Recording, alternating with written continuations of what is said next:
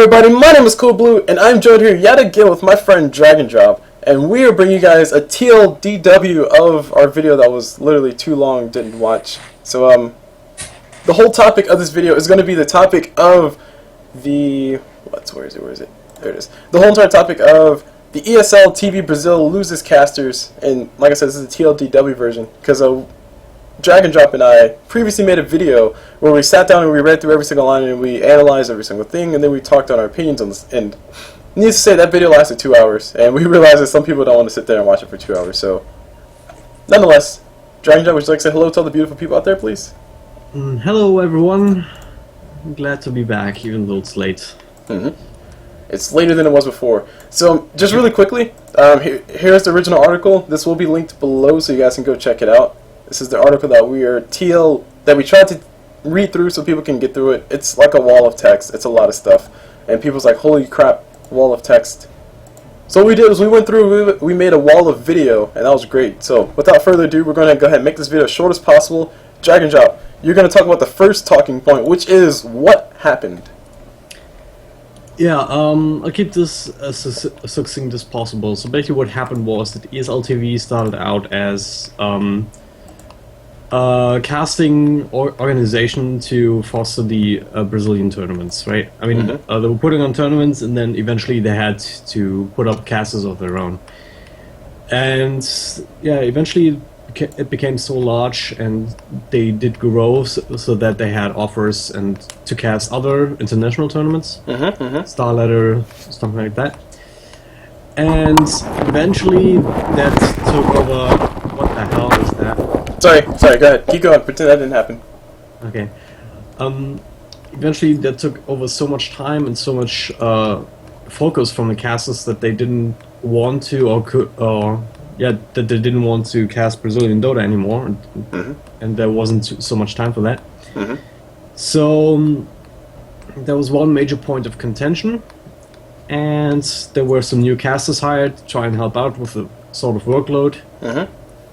And to also maintain the quality standards that they had, right, and get as much streaming done as possible.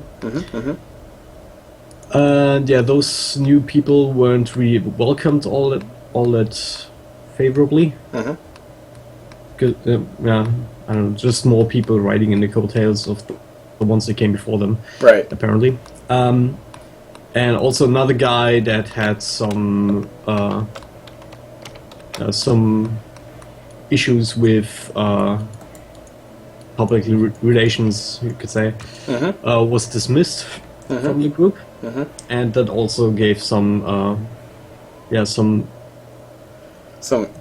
fuel to the debate, some issues. Yeah. Yes. And speaking of the fuel to the debates and issues, that's starting to get into the second point, which is the fallout of this whole entire situation. So before we had the scheme, where basically dragondrop just basically told you guys what happened, and the fallout of the whole entire thing was, well, the organization, they wanted to maintain their quality, they wanted to make sure that they were delivering the best possible product without sacrificing too much, and as you guys heard dragondrop say, initially they started to grow the Brazilian scene, but they expanded to a point where it's like, we can't maintain this without losing too much quality, we're not producing a quality product. So I said, okay, we got to do something, we got to rework things. Long story short, there was a change as far as the heads, or who ran what, and as soon as they changed management a little bit, the new manager who managed like all the people who were doing things dismissed a certain caster, as dragondrop was alluding to, and that caster was, I guess, for lack of a better way to put it, well liked with other casters, and they felt that he got wronged as far as the way he was dismissed, so they said, okay, we're going to leave as well. And we end up with a situation where ESL TV Brazil is not dead or anything, but they've lost a decent number of casters recently, and they're also defending themselves as to why they made that decision. So that's what this whole entire wall of text is about. Yeah. So on go ahead. Yeah. Of course, if you want to have more details, just watch the other video on it, and then we go into detail about everything that's been said. Yes. So it's just a rough overview. And as far as also in the video, if you, just to let you guys know, the video lasted 2 hours. This one we're aiming for 5 minutes, but also in that last video, we spent a little bit talking about our own personal opinions on each thing at the end of it. So that way we can give some preference or give some perspective for all those who may not know about the scene or who may not be involved as to why we feel a certain way about certain things and we feel that maybe this was justified or that wasn't. So you guys can go check that out. That video will be linked. That video is 2 hours long. We would appreciate if you watch the whole entire thing, but you don't have to. You don't have to. You can watch this one and call it a day. So Also give it all the upvotes anyway. yeah, all the upvotes, all the likes. Give us all the likes because we totally did a TL. We totally, in an effort to make something that was TLDR or too long didn't read, we made a video that was ended up being a TLDW or too long didn't watch, and now we're doing a video that's TSDC, which is too short didn't care. Yeah, we just stumbled from one thing to the next, aren't we? You can have to win with the internet, huh? Yeah.